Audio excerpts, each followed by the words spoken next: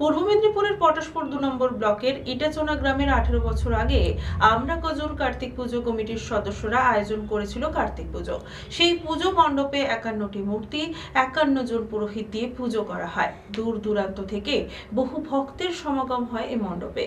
প্রায় ২ দশক আগে মাত্র ৫০ টাকা দিয়ে শুরু হয়েছিল কার্তিক পুজো।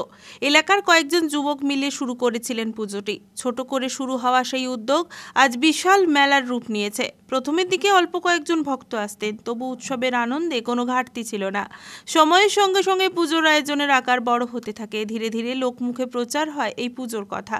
এখন এই পুজোকে কেন্দ্র করে ৫ দিনব্যাপী চলে মেলা।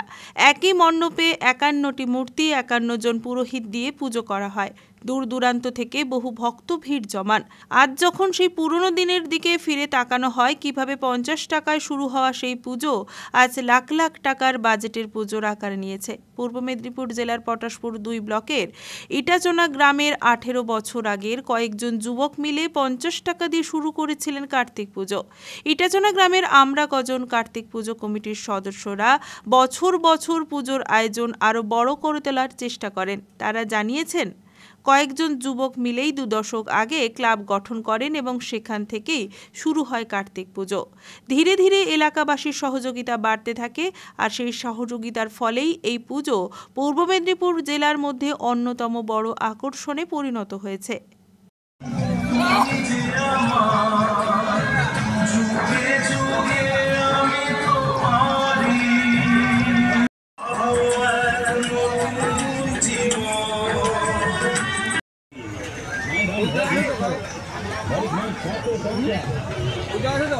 দেখো